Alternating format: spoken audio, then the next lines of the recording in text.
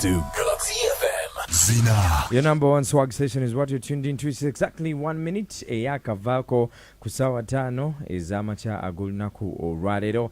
Welcome back from the Mixed Turn with DJ Deno, and of course I'm here with Pam to tell you what's happening in the world of news. Pamela, good morning. Good morning. All your tia. Osabudeka blaka. Hey. We no nekane kana. Tell me what's happening in the news today. What's happening in the news? Of course, we know school started yesterday officially, and kids have been reporting in Kampala yesterday. By yesterday, we informed it had a very high turn up. In Kampala here, yes, Kampala area, metropolitan area. There was a high turn up of kids in schools. Public schools are overwhelmed with the new admissions, so I think parents are Which really is a good active. thing, yeah? Yeah? It's a good thing. Yeah, I think it's a good thing. I mean, it's quite surprising because you'd think that parents would hold back a bit and say, tetumanyi oba lockdown oba bichi. But I think there is anxiety for parents to return these kids to school because they have seen it's been They are tired of the kids quite being a long at home. time. Abana badde batandise n'okuba abazadde MP. Hey. No jokes. Which means parents had failed to take care of these kids. That's why they're now rushing I them back. mean, look, listen, to I school. saw a headline on one of the international tabloids indicating that the longest school closure ever in the history of the world ended yesterday, and it was in Uganda. Longest, don't even just say school closure, Yeah. longest restrictions. Uganda's had the longest. Exactly. Bars being closed, restaurants, hotels, whatever. The like longest in the history the of toughest, the world, yeah. strictest. But how are these kids doing? How is their mental health? Are they focusing? Are they concentrating? Yesterday I got a call from someone who was up country. There were lots and lots of students. Yeah. Yeah, and now that is one of the issues, by the way, that schools are facing. Yeah. One is teachers are absent because most teachers resorted to other professions. True. So there is a laxity, there is a lack of teachers. One. Two is the curriculum. Some of the teachers do not even know what to teach these kids because remember the government, especially in secondary schools, has released textbooks for teachers. Which have not reached. Which have not reached. They are still stuck here at the border. Some of them are still stuck at the border. Some schools have received 2 books. Others have received 4 books. Subjects like biology, chemistry, physics, all those they don't have books for the new curriculum. So teachers are like, tutandikira wa, where do we start? I know. And then there's the issue of also schools were complaining about pregnant girls. Pregnant girls and breastfeeding mothers. Remember, Minister of Education said pregnant girls should report back to school. Pregnant girls? Yes. Report back to school and study when they're pregnant. While they're pregnant until they are due, go and give back. Then, and this is at all stages, by the way. Yeah. If primary and secondary. Yes. So if you're breastfeeding, you have to bring your child along. So the schools are thinking. So like you report to class with your child when they are teaching CRE or English or mathematics. Yeah. And the child starts crying and you remove the No, that's where the complication is. Where are these kids supposed to be kept? You know how you can't be with a child in a learning environment and concentrate. So the kids have to have a certain infrastructure to be kept. Where will they sleep? How are they going to feed at school?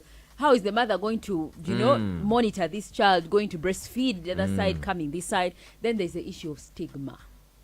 Definitely. How are other kids going to look at you but as definitely, a pregnant? yes. Yeah. Imagine, Pam, tuli mukirasi fenna, tusoma, we are concentrating. Omwana una akaba.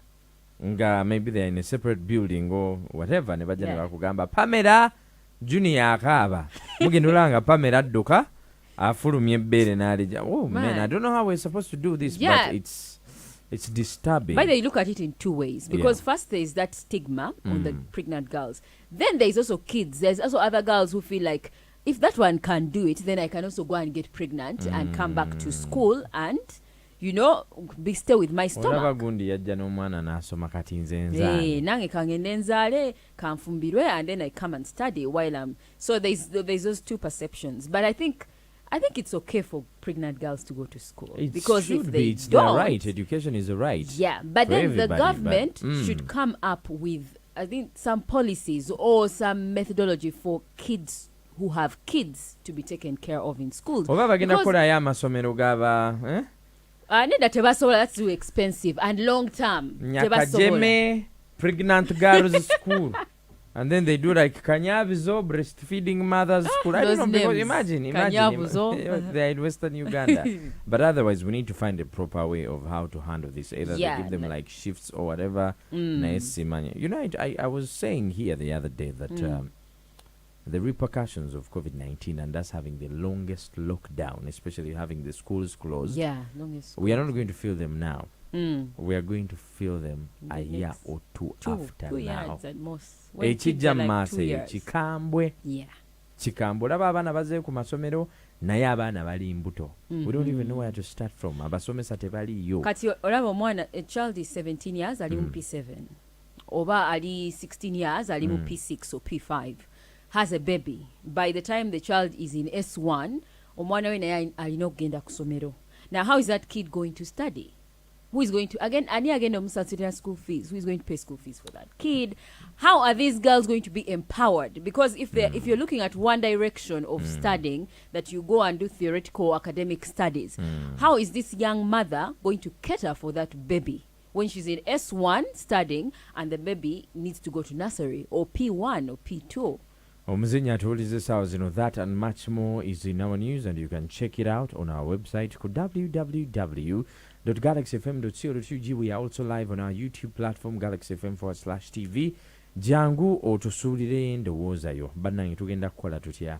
Anyway, schools aside, what else do we have in the news? Kakwenza. And the one who was detained. Yes, Kakwenza has been in detention for over 2 weeks now. He's a novelist. And Mwandika Bitabo. But he, between 26th and 28th, I think, of last year, he went on his social media and used some insulting words at the first son and the president. Yeah. So he was arrested shortly after this first son, Kainerugaba, put a tweet saying that the arrest of Kakwenza is going to serve as a deterrent. Plainclothes guys, deterrent meaning like as a lesson for other people who abuse. Now, for a very long time, Badman Sevo, nabadde bamuleetera in the media. You know, like, we've been looking at it, and people were making comments that you never used to do such reckless comments in the days of Obote and Amin. You know, Museveni, they made cartoons out of him. They made things. He's always been silent. So why now? I don't know. But just because now we have the first son involved. Yeah, because this is coming from the first son. Not the president, The tweet came from the first son, and he said the lesson is going to be taught to those people. So, and the fact that we have been hearing that he's under SFC detention and all that, maybe that, that could be the first son's. Yesterday, the judge, there was a judge called, his name has escaped my mind, but there was a judge who ordered SFC, IGP, CID, all those police or security chiefs to produce Kakwenza in court, dead or alive, by tomorrow, 10 a.m. Tomorrow? Yes, by tomorrow, 10 a.m. So what happens is today, this morning, he has appeared before Buganda Road Court. In absence of cameras, absence they said of the dead public, or alive. So dead or alive. So he has apparently. Do we know how he appeared? He came in a car. People would hardly see him. That's the information we have from our court reporter. They would hardly see him properly, but they saw him getting to court where he was charged, offensive communication, and he has been remanded to Kitalya until the 21st of January. This is Galaxy FM. That's what I want in the news. Check out more stories. www.galaxyfm.co.ug. Thank you so much, Pamela. My name is Mr. Henry. Owena Chukute Squeezy. Drop it on 0702 102 102. Good morning.